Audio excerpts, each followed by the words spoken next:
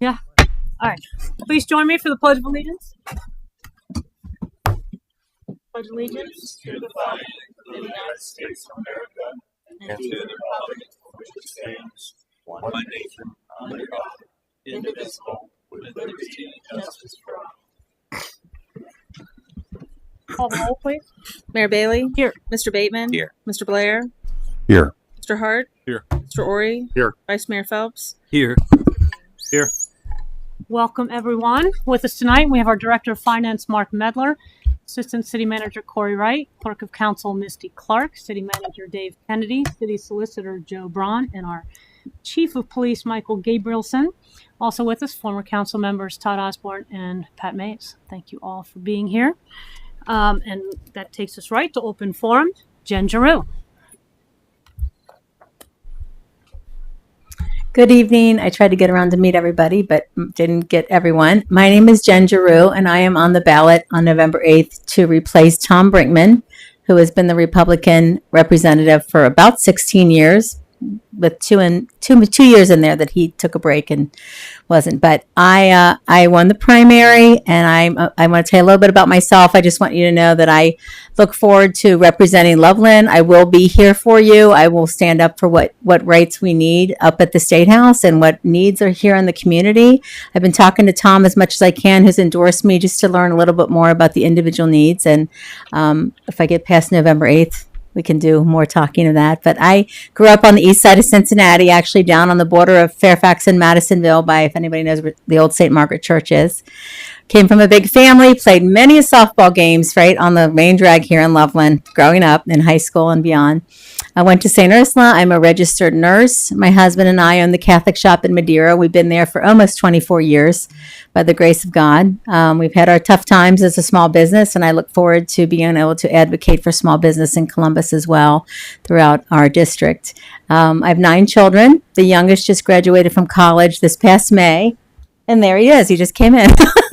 And with everything that was going on, my husband and I both have always followed politics and things in the community closely, but we just were so disturbed. And I will tell you, when they started pulling down the monuments, I think that was a bridge too far for me. I just had that stir inside me to stand up and be a representative and try to make a difference. Crime has gotten out of control. I don't think I ever thought in my lifetime I would see what we're seeing with innocent people just being, knocked over, knocked out, shot. And it's just scary. I am blessed to have the endorsement of the Fraternity Order of Police 112 and 169. And I have always been a supporter of the police and first responders, and always will advocate for whatever they need up there at the State House. As a parent, I believe that parents need to be involved in the educational system of lessons of their children and what's going on in the schools. We have a big district in the 27th, which includes Anderson, and in all the schools, there's this battle between keeping parents informed and not keeping parents informed, and critical race theory, which teaches that we are inherently a racist country. I oppose all of that. I believe that we have to get back to getting politics out of the classroom, especially in light of the fact that just yesterday, I think they talked about how poorly the scores are in math and science and how it's fallen so badly since COVID.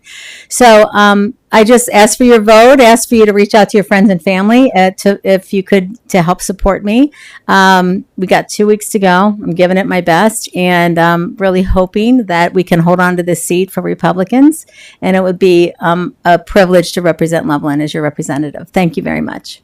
Thank you. Thank you for taking the time to visit with us tonight. I told Mayor, I don't mean to be rude. We're going to try and go to the East Side Republicans now. So again, after the 8th, I hope to come back more. Thank you so much. Thank you. All right, next on the agenda is review and approval of minutes from the October 11th, 2022 meeting. Are there any changes, additions to those minutes? Someone care to make a motion to approve the minutes as Move written? to approve. Second. Thank you. Call the roll, please. Mr. Bateman? Yes. Mr. Blair? Yes. Mr. Hart? Yes. Mr. Ori? Yes. Vice Mayor Phelps? Yes. Mr. Ping? Yes. Mayor Bailey? Yes. Motion carries 7-0. Mr. Wright? Thank you, Mayor. This evening we have the bid award for the groundwater remediation work at the Chestnut Street project. So what we have, if you recall, we bid that out, only got one bid. had to reject the bid due to a defect in the bid, then rebid it, and we ended up getting 2 bids for that. We did receive, after a review, extensive review of the bid with our consultant, Patriot Engineering, we did receive the lowest responsive and responsible bid and determined that to be Innovative Environmental Technologies in the amount of $3,098,211.25. So that's $3,098,211.25, which the majority of this, 75%, will be reimbursed under the Brownfield Redevelopment Program. So the city's net on this will be about $775,000. I can give you the actual number. It's $774,552.63. $2.3 million plus will be reimbursed under the grant. So without belaboring the process, they'll go in and do a series of groundwater injections on the property after the lead soils and things are abated, and then this would secure that contract and that bid price for that, with the goal hopefully of advancing that in early 2023. So we're still on track, still working through a couple of things on the core side, and hope to be moving on that soon. So I would ask that council award the bid tonight as indicated in the memorandum. Thank you. Any questions or comments? Vice Mayor? I'm just curious, why so few bidders? I think it's an area of specialty. There are not, because of the process that was spec'd out, there are not a lot of firms that do this, and it's sort of a regional specialty. So we had a firm from Michigan and then a firm from Pennsylvania. This firm is from Pennsylvania, Innovative Environmental Technologies, and so it's just one of those things where there's just not a lot of people that do this. So Yes, Mr. Hart? Will this company and this contract take us all the way to that no further action agreement, or is that something we'll have to do past this? Well, there's some additional work that is required. So we'll still have to do groundwater monitoring, which is the last task in that, which will get us. So once they clean up the lead, clean up the debris, do the groundwater injections, and then they do the groundwater wells, the monitoring wells, and there'll be a series of monitoring wells placed throughout the site. So once they do that, then there are 6 quarters of monitoring that have to occur before you get an NFA, which is no further action. So, and just as a quick follow-up, the grant we were awarded some time ago was for quite a bit more than this, correct? Yeah, the total grant, the grant itself was about $3.5 million. The city's total, when you count that plus the local match, it's about $4.5 million, plus or minus. I'm ballparking that, but yeah. Are we expecting to get up to that number, or are we still expecting to be below that? Well, actually, the good news on this project thus far is that part of the grant included up to $750,000 in wetland mitigation. That was task 1. We won't spend near that because the wetland consultant came back and said we only had about 11/100ths of an acre of wetlands.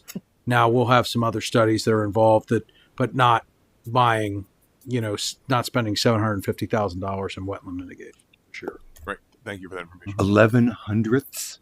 Yes. So that's like 1100. So bathtub. 0.11. It's a postage stamp lot. Okay. Yes, Mr. Kenny? And it should be noted, because Corey's finishing up, that the funding for the acquisition of 501 and the demolition of 501 is completely separate grant and isn't impacted by this funding. So Corey's got the clean bill to begin on that. So we'll be closing and raising 501. Those fundings and the fundings we have just recently submitted to put an access road are all different. So if you take the 3.6, 3.8, add another 500,000 to 600,000 related to it, it's a pretty significant investment from the county and the state brownfield. But the good news in terms of the environmental studies that are required before demolition can begin, which was the due diligence requirement for when Corey would say, I think we're ready to close. So we've hit that number. Yes. So Absolutely. and that will be the epitome of addition by subtraction when that building is removed. So, All right. Any other questions or comments? All right. Read the resolution, please. Resolution awarding the bid to complete the Chestnut Street groundwater remediation project to Innovative Environmental Technologies, Inc. as the lowest responsive and responsible bidder authorizing the city manager to execute the contract with Innovative Environmental Technologies, Inc. for the completion of the Chestnut Street groundwater remediation project, and further authorizing the expenditure of $3,098,211.25 in the furtherance of this project.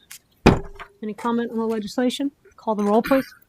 Mr. Blair? Yes. Mr. Hart? Yes. Mr. Ori? Yes.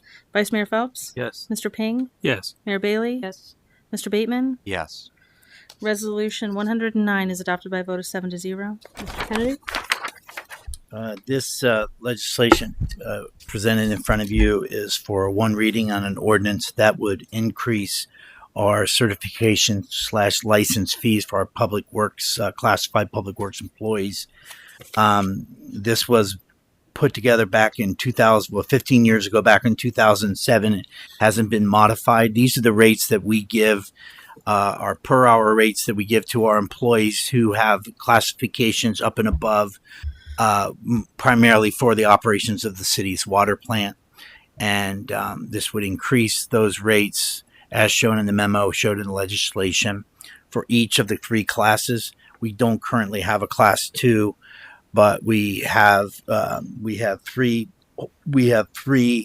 So the city is a class 2 water treatment plant, which means we must, by per Ohio EPA, employ someone who is at a minimum water plant operator class 2, of which Ricky is a class 3. So if any point in time filtration changes, expansions in our water system, the city is deemed as a class 3, we're all set. We already have 3. Also, because we have 2 labs certified, we do not have to ship out all of our water testing. We do it all in-house. That's a pretty significant saving. So those are water lab certifications. So right now we have three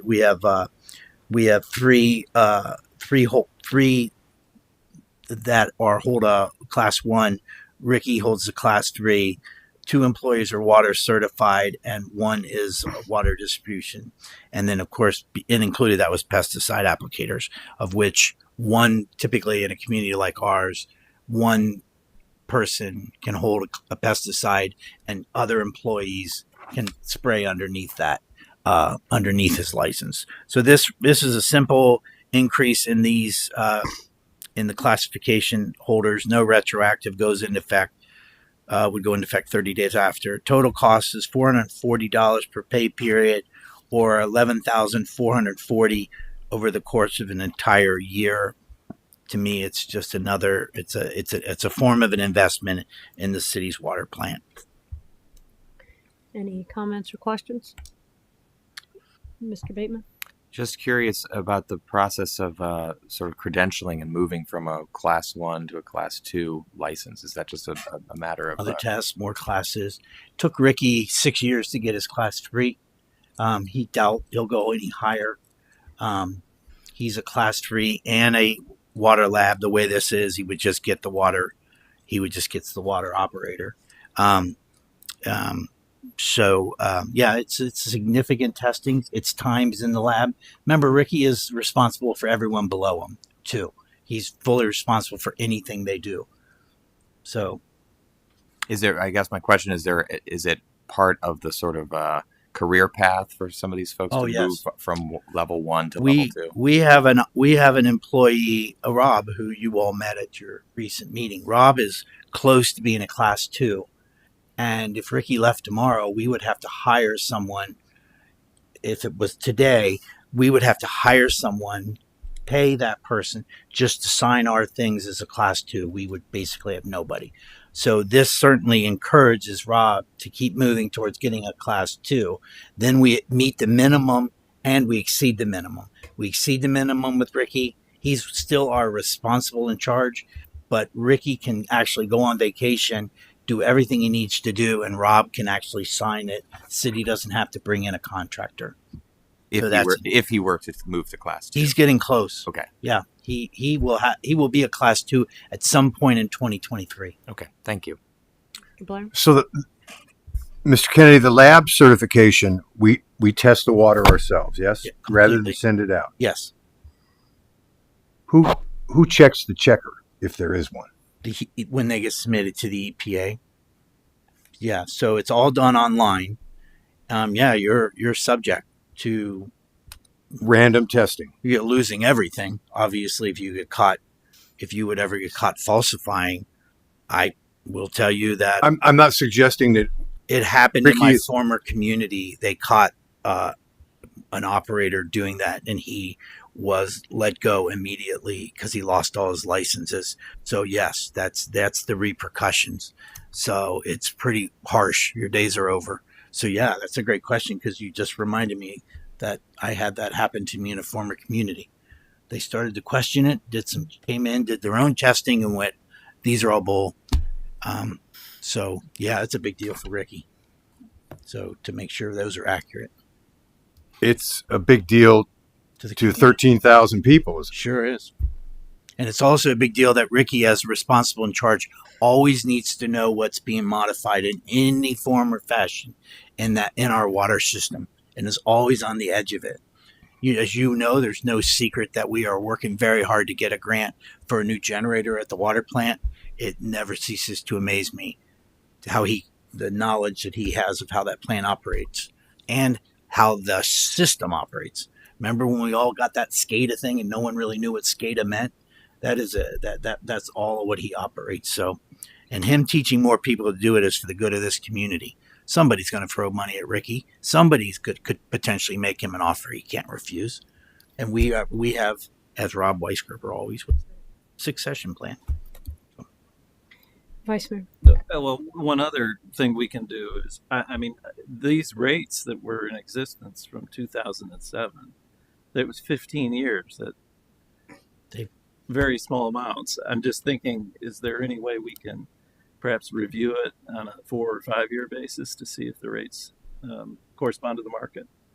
Sure. They just, no one's ever mentioned it. Okay. Yeah. Well, I know we've got a very easy to deal with crew. Oh, there, yeah. and that's a plus. But they shouldn't be penalized for that. Yeah. Any other comments?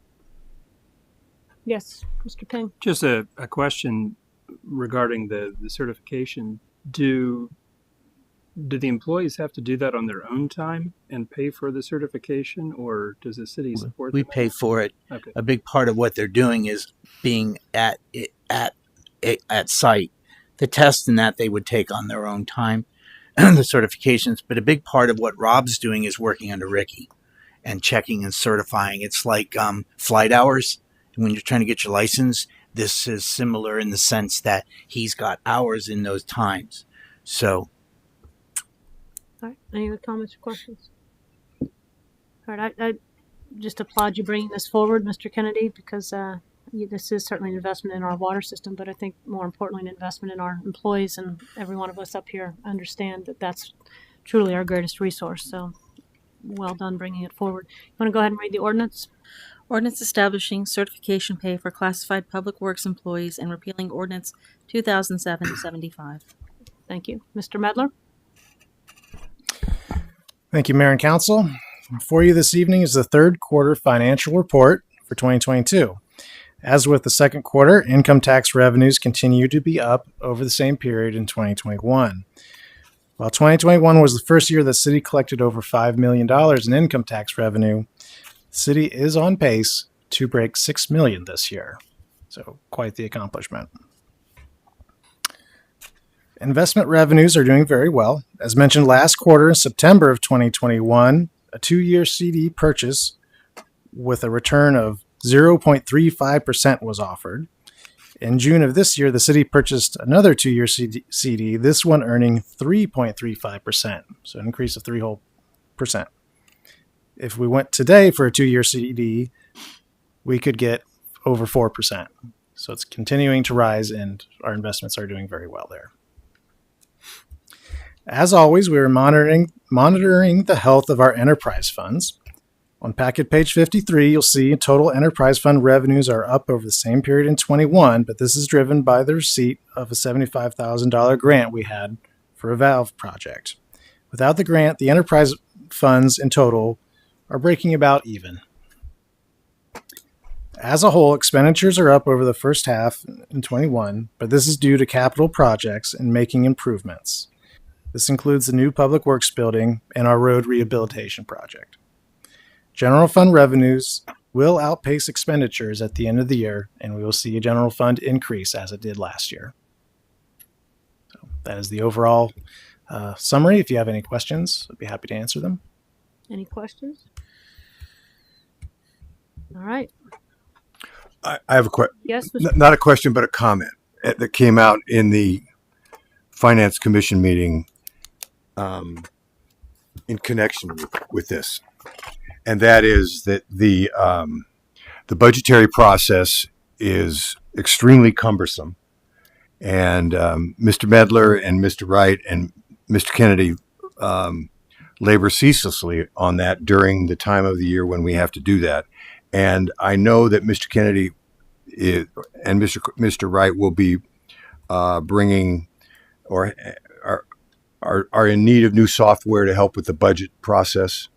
And I urge this council to give them what they need, because it's a pain in the neck to make changes. Any other comments? All right. I believe we do need a motion, do we not, to accept the third quarter 2022 quarterly update? I'll move to approve the third quarter 2022 financial update. Is there a second? Second. Call the roll, please.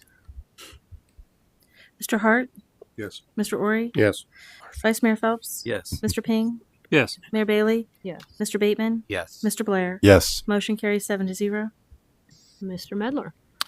So as discussed, with income tax revenues for the quarter as a whole are up to compared to the same period in 21, and we are estimating should be right around $6 million for the year. We have our three main categories. Withholdings and business net profits are both up, while revenues from individuals are down just slightly. This was due to a few large filers that made back tax payments earlier or last year. All right. Any comments or questions? All right. Thank you, Mr. Medler. There are various committee minutes and reports. Anybody have any comments or questions on those? All right. I have lots of events that Mrs. Clark would like me to tell you about. Love Our Land is hosting a class to help residents learn more about how to promote biodiversity in your own backyard, and that is tomorrow at 6:30 p.m. Details are available on the website www.loveourland.org. The Loveland Museum Center is hosting Step Back in Time with Wine, highlighting historic stories and myths from Loveland's past. Reservations are required. I assume that's on. Do they have a website, Mrs. Clark? Do you know? If you go to either loveandlife.com or to It's on ours. It's on ours. Okay. There's a link to it, and there's also one on the museum site. All right. What's the date for that? Well, you're gonna have to look up in Loveland Life to find that out. The 27th. November 27th. No, October 27th. Oh, okay. Oh, we also have Andy, who is our Yeah. resident Yes. expert. 27th. Yeah. Lovelandmuseum.org. I'm going to ask him next time. No, Mrs. don't worry. Clark. Best. Nest Dancing with the Stars fundraiser takes place on this Friday, October 28th at the Oasis Conference Center. This year's stars include Chuck Braddock, who is PricewaterhouseCoopers, Mike Broadwater, our Loveland City School District Superintendent, Margaret Eilert of M. Eilert Photography, Brittany Fritsch, broker and owner of BF Realty, Rosa Miller, co-owner Truster Used Auto Parts, Laura Paget, Jasmine Stiles, WCPO anchor, and Dr. David Williams, an optometrist 2020 Eye Care, and John Zelke, the owner and general manager of Ramsey's Trailside. You do have to purchase tickets in advance to go to that. Trick or Treat will be this Monday, October 31st from 6 to 8 p.m. Next Saturday, November 5th from 9 a.m. to 3:30 at the high school is the Loveland Athletic Boosters Fall Arts and Crafts Show. The Life Food Pantry's Coat for Kids coat drive continues until November 6th. Donations can be dropped off at the Life Food Pantry at the Prince of Peace Church, Epiphany United Methodist Church, and also Loveland United Methodist Church. Brush collections begin on Monday, November 7th. Brush must be placed in the grass near the roadside no later than Sunday night, November 6th. And Public Works will collect brush through November 18th. This is the last year for the Halloween edition scavenger hunt. Teams of 4 can sign up to participate. That is this Saturday in downtown Loveland. And you can also find information for that on the city's Love and Life, loveland.com website. Finally, City Council is holding a CIP, our capital improvement projects workshop not next Monday, the following November 7th at 6 p.m. And that's going to be followed by our council meeting at 7 p.m. That meeting has been moved to Monday because Election Day is November 8th, and this room will be otherwise occupied. I think that's it. Does anybody else have any other announcement? Yes. Yes, sir. Loveland Athletics, the football team's done well this year. I think they're in a playoff game this weekend against Withrow. My neighbor said this is like the 5th best season record that Loveland's ever had. They had this year. So. Is that true, Mr. Hart? I would have to go back and look at the history. But Mr. Carver over there, I'm sure Max is. That's right. Sure he's right. All right. Anyone else have any Go Tigers. announcements? All right. You settle down.